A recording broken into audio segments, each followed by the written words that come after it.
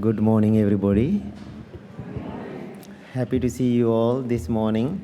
First, I want to apologize. I'm a little sick today, but not COVID, so I am tested. So before I start to talk, I would like to do a short meditation. So please find a comfortable posture. Keep your back straight as much as you can. Gently close your eyes.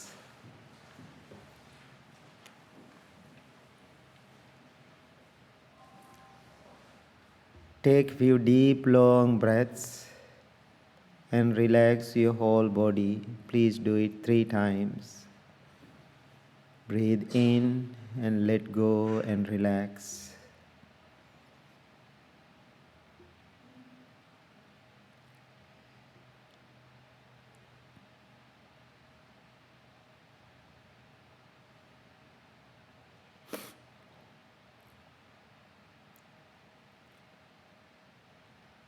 Experience relaxation and peace. Feel harmony with your body. Feel close to yourself.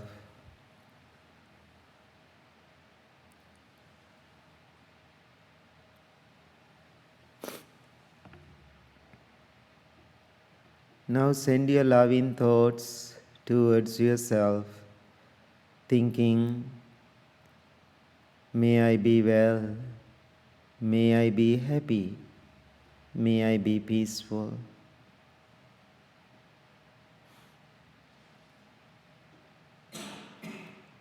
Understand the meaning of each word clearly and deeply, then repeat it to yourself. May I be well, may I be happy, may I be peaceful.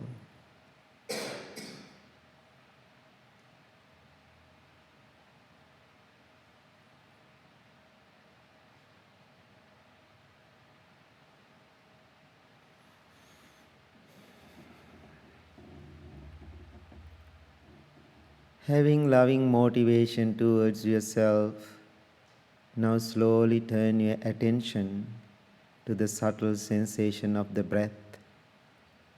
Every breath you take in, you take out, is taken mindfully. Focus on your natural, ordinary breaths.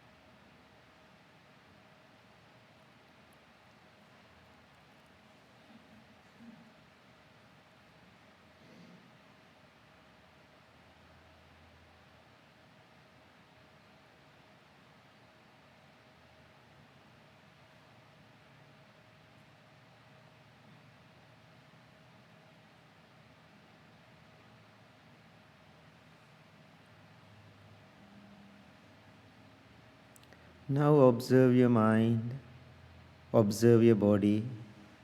Your body is relaxed, your mind is calm, tranquil, and peaceful. Make a strong determination to practice meditation every day, regularly, with diligence and patience. Understand how important this meditation practice to keep yourself well, happy, peaceful, and balanced. May peace be with you. May you be well. May you be happy. May you be peaceful. Choose loving kindness. Thank you very much. Please open your eyes.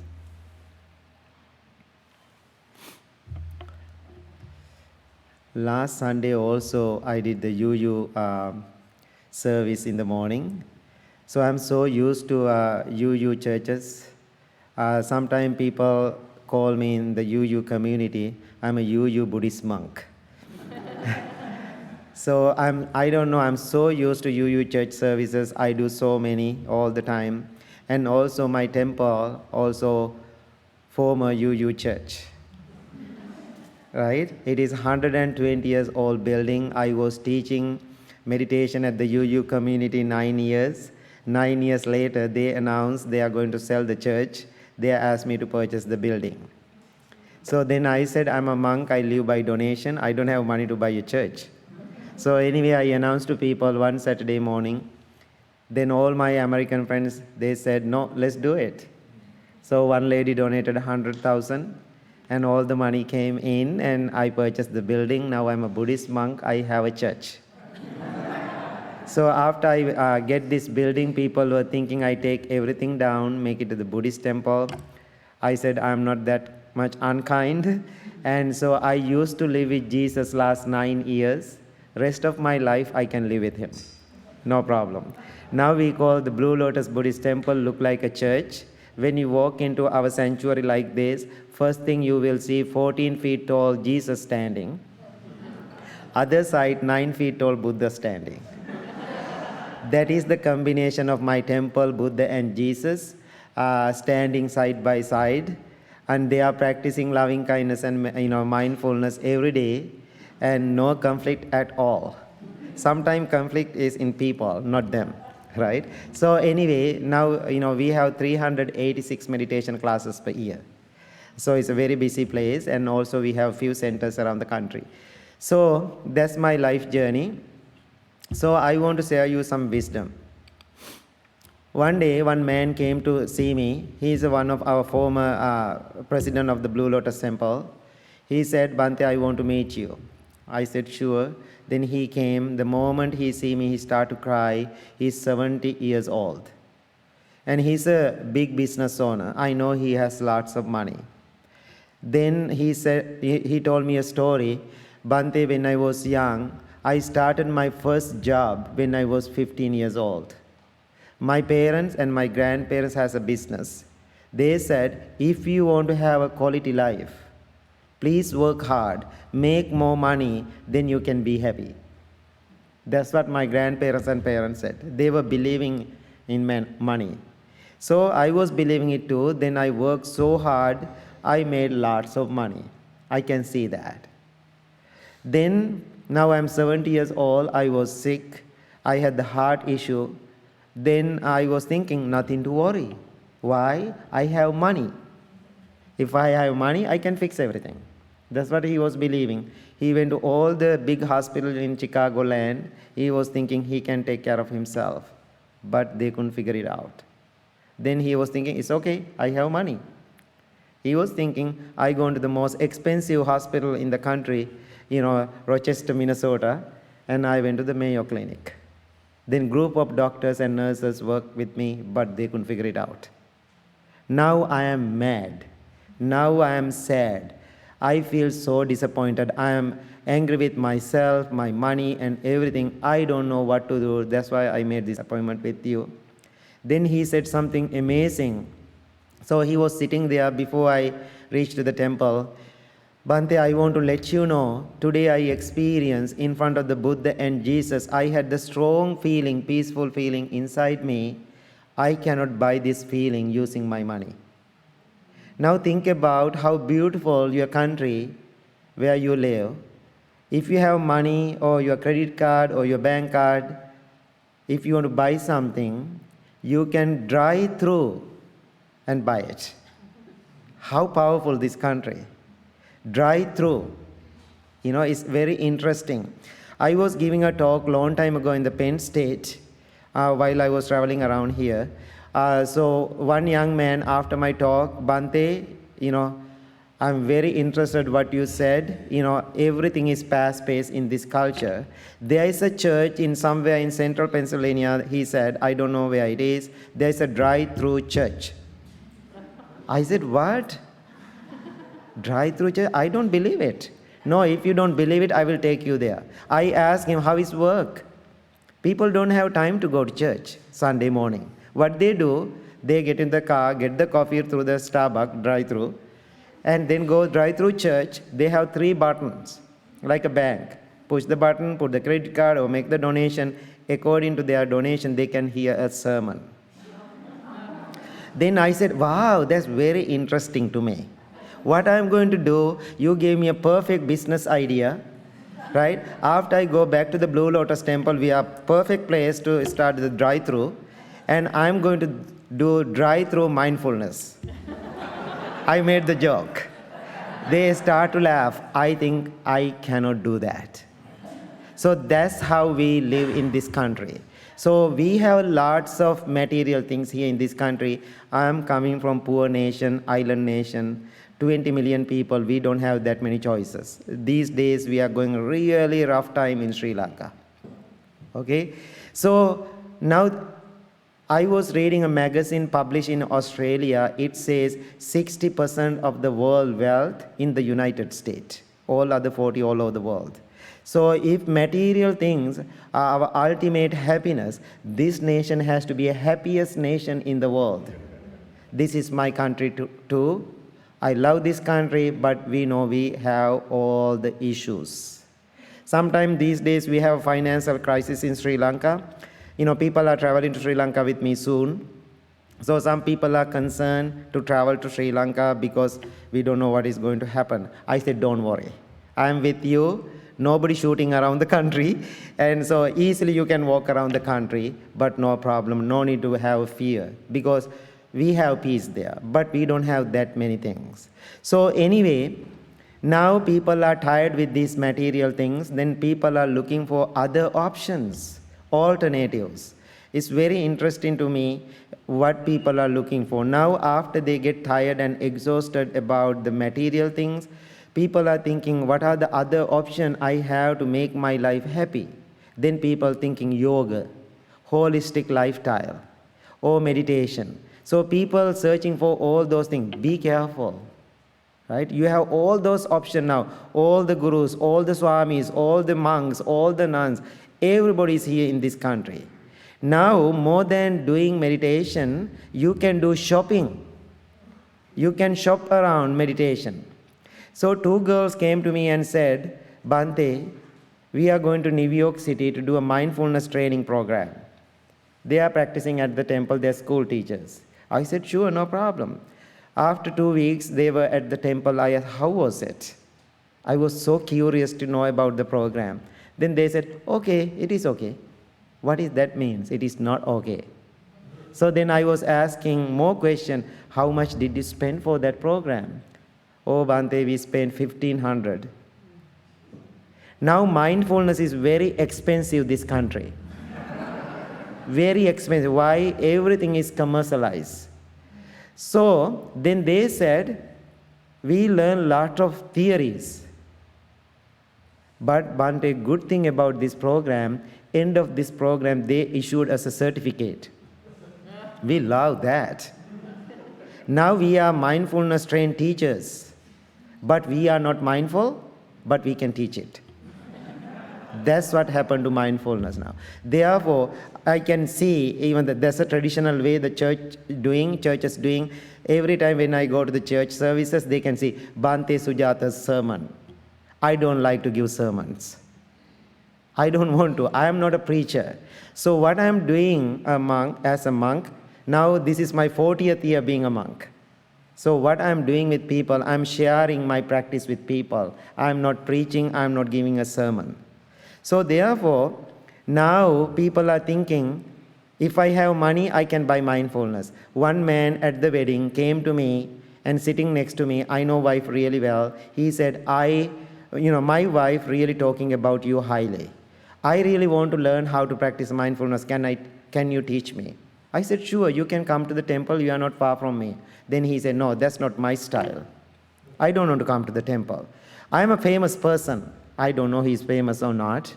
But he said, I'm a famous person, I'm a business owner. I don't want to sit in front of people and meditate.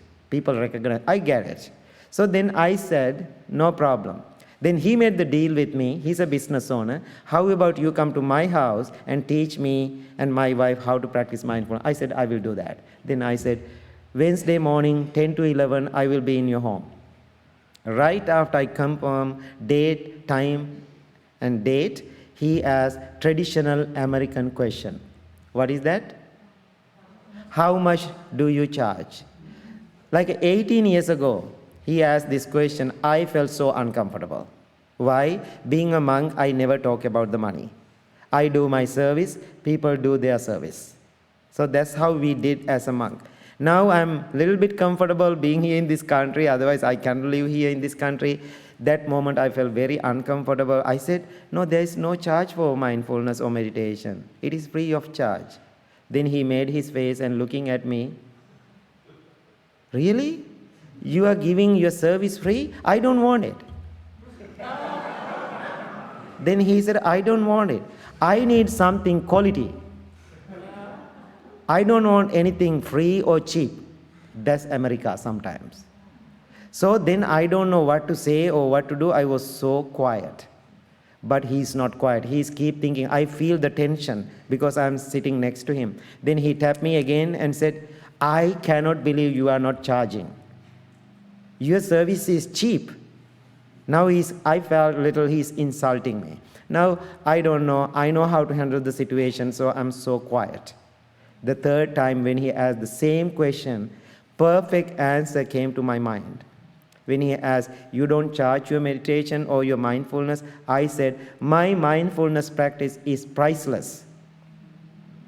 The moment I said it is priceless, he's totally shut down.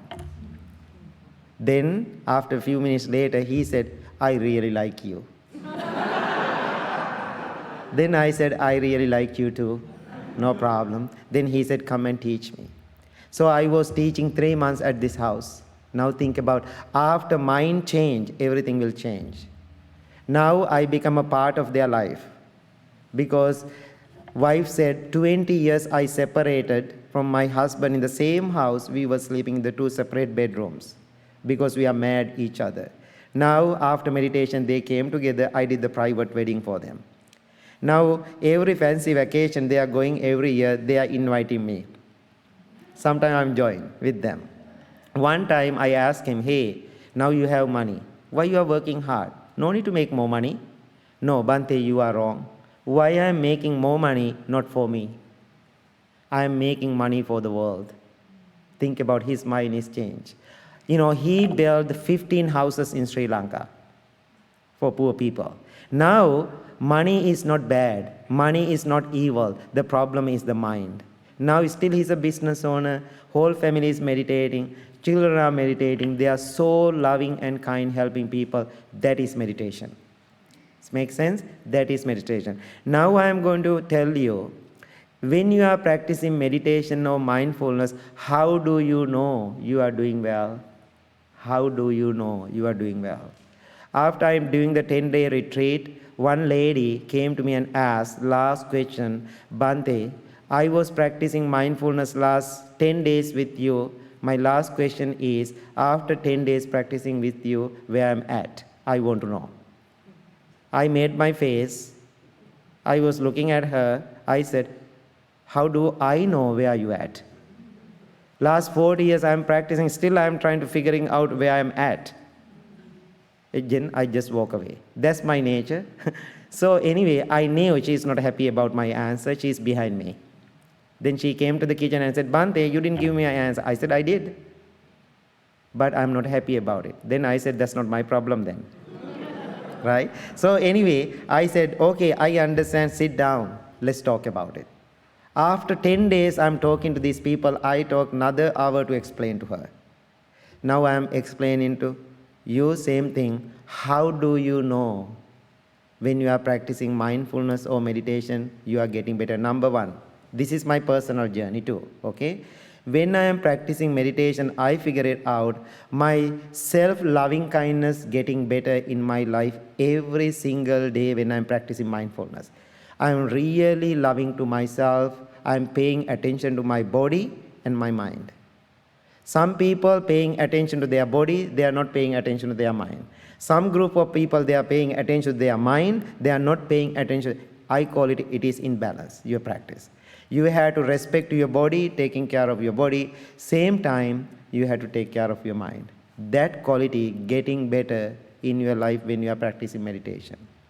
The second one, when you are practicing meditation, your compassion is getting better. Your compassion, what is the compassion? Whatever you are practicing inside, that sensitivity you are putting outside. Now that means you are feeling others' challenges and difficulties and problems. Then you want to help them. That's a big deal here in this country. Now all the monks, all the spiritual teachers, all the counselors, all therapists, they all are in trouble because of this compassion word. Now modern therapists, they are using a word, compassion fatigue. So you feel others' problem. End of the day, you feel you are taking all the problems into your life. If you are doing that, that is not compassion. Does it make sense? First you have to feel inside you their problem. Then you have to think how I am going to help you without hurting to myself. That is the compassion. One girl came to see me driving hour and a half, and the moment she see me, she started to cry. I was sitting there calm and quiet. I gave her tissue. After she was crying like 15 minutes, emotional, she was looking at me and she said, Bhante, I'm very sorry. Crying and emotional in front of you. Did I make you so emotional? I said, not at all. When I say not at all, she was so upset. I was so honest. I said, when you are crying and sad, I didn't take it. What I did, I am listening to these people, those kind of people, every single day, last many years. I have many moments, end of the day, in my life, I was sad because I am taking those problems into my life. One day, I wake up in the morning, I was tired and exhausted. I was making my decision. If I keep doing this job rest of my life, I have to take care of myself, not to taking others' problem as my life. Then I said, that's not my problem. Then she asked me, if you don't feel my problem, how you are going to help me? I said, that's it, you got it. If I become your problem, how I am going to help you? What I did, when you come to me with your problem, I separated myself from your problem. But I can see through, like a screen, I can see through what exactly happening in your life. Then I was so mindful and loving how I am going to help you without hurting to myself. That is the compassion. That quality also getting better. Now think about last 40 years, I'm working with people. Now think about if I'm taking all the problems into my life, end of the day, how do you feel? Therefore, keep helping people compassionately without hurting to yourself. Okay? The third one, when you are practicing meditation, your sympathetic joy or appreciative joy getting better. That means opposite of jealousy. So now think about somebody buy a brand new house, your family or your friend. You go and tell them, I'm so happy you bought a house. I'm so happy for you.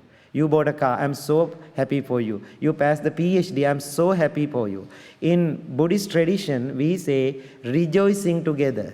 We go and enjoy that joyful moment with that person. How beautiful.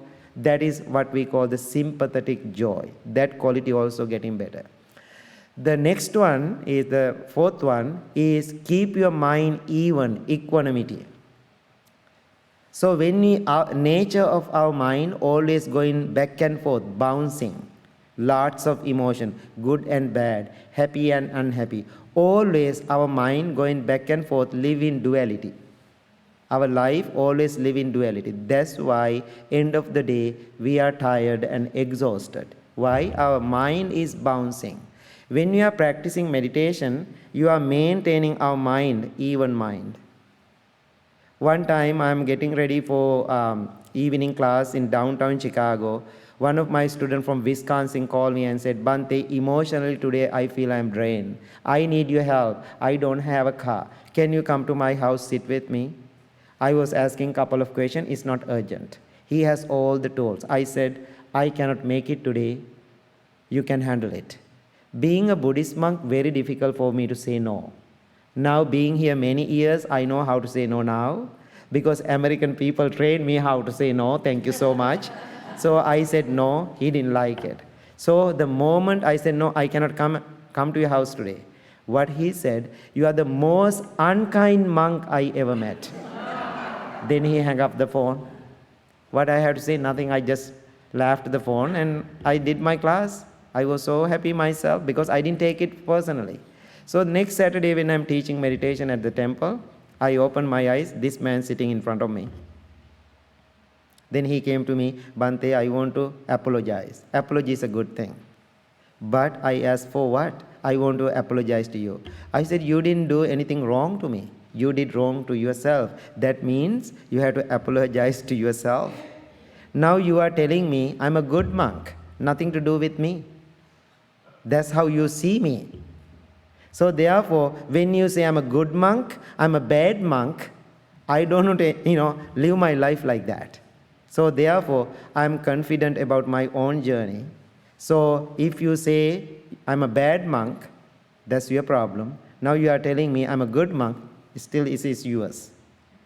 So that's the even mind. So we keep our mind even. Therefore, don't give power to other people to control your life. So another story came to my mind. There was a monk. He is running a temple in village setup. He is very good and committed for his journey. Then, and also this monk is so handsome, good looking guy. And so there was a young lady in the village. She was really falling in love with this young man. Then one day she had time, she expressed her feeling, I really like you. Then monk said, no, I'm very committed sister, I cannot do it because these people are taking care of me, I cannot do that. I'm really happy about my journey. She was keep asking, didn't work. Now what happened is turned into anger. Now she had the affair with another man in the village. She was pregnant. Then parents asked, who is the father? Right away she was thinking, this is the time to get the revenge. The moment parents asked, who is the father? Right away she said, monk at the temple. Now what happened? People loved this monk. They ran to the temple and insulted him. You are a cheater. You broke our heart. We never donate you again. We are not supporting to you. You have to get out of this temple. Otherwise you have to live by yourself. Then monk was listening to those explanations and he said, okay. That's the only word he said. Okay. Now baby was born. The parents cannot handle it. Hold the baby, ran to the temple. You are a cheater, you are the father, you have to raise the baby. Then monk hold the baby and said, okay, took the baby. Then now this monk raising this baby, now working in the field, working so hard, raising a baby, now baby is 2 years old. Now mother, see this beautiful baby, she feels jealous. Now she needs her baby back. She expressed to the parents, no, he is not the father. I need my baby back. Fisherman in the village, he is the father. Then people ran to the temple and said, apologize, very sorry, bow to him and said, you cannot do this job, please give the baby back. Then monk said, okay, take the baby. Now think about it. Can you have that kind of mindset? We need lots of practice. I am telling you, it will work.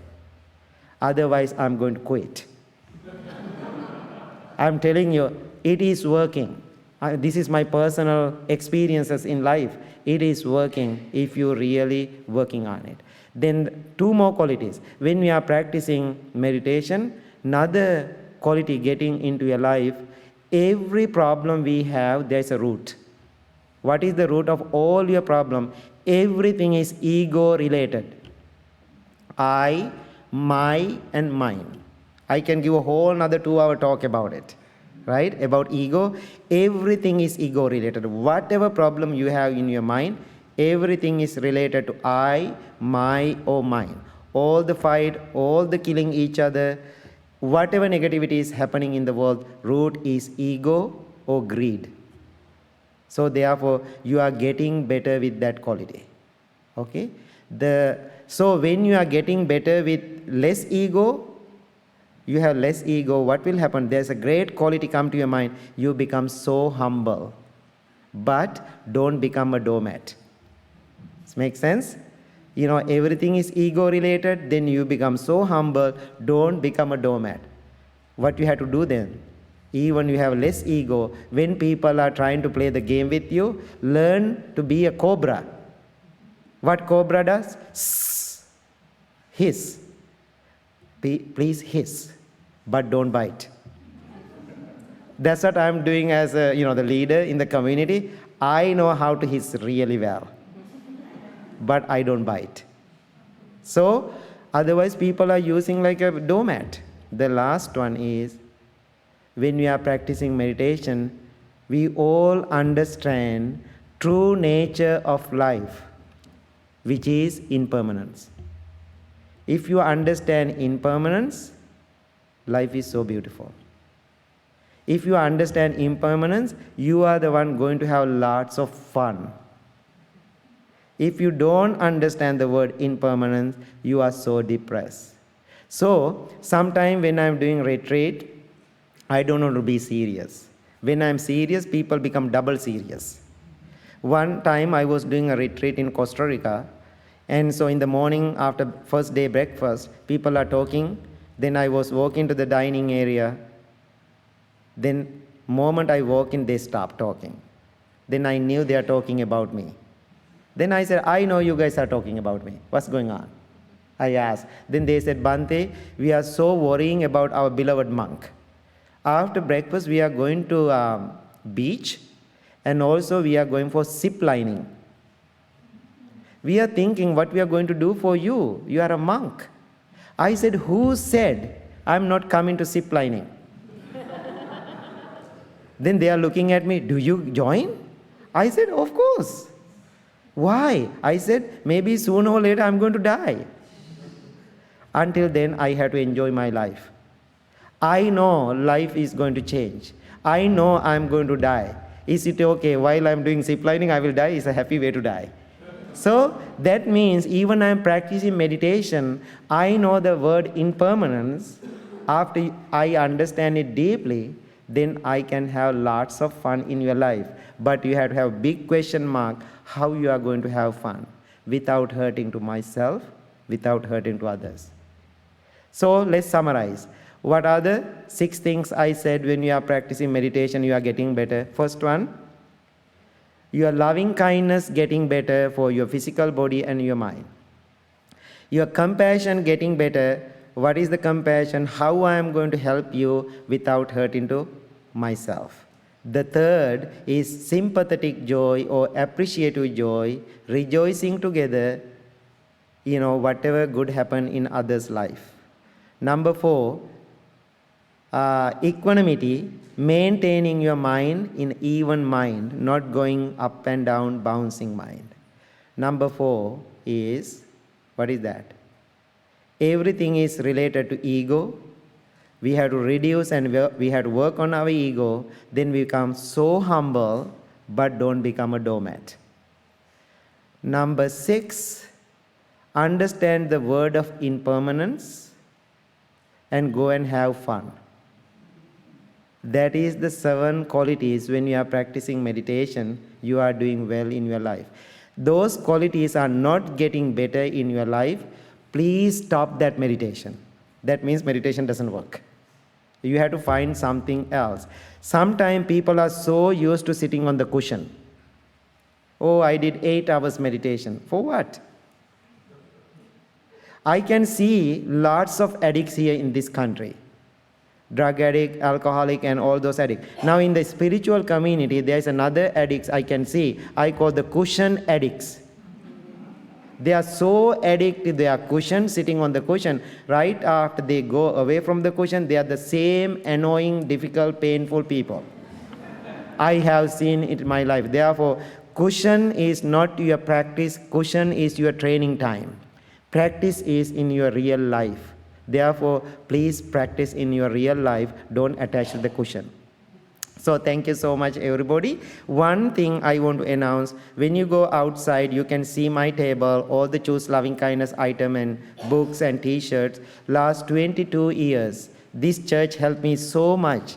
I'm helping 300 pregnant mothers, teach them how to practice loving kindness every day. And I believe if mother going wrong, world is going wrong. If mothers are doing well, world is peaceful. Therefore, I have so much love and respect for all the women in the world. Therefore, I donated 22 incubators and 1 ultrasound scanner for the mothers. Whatever you purchase today from my table, all the proceeds go into the mothers and the babies. So thank you so much. Thank you.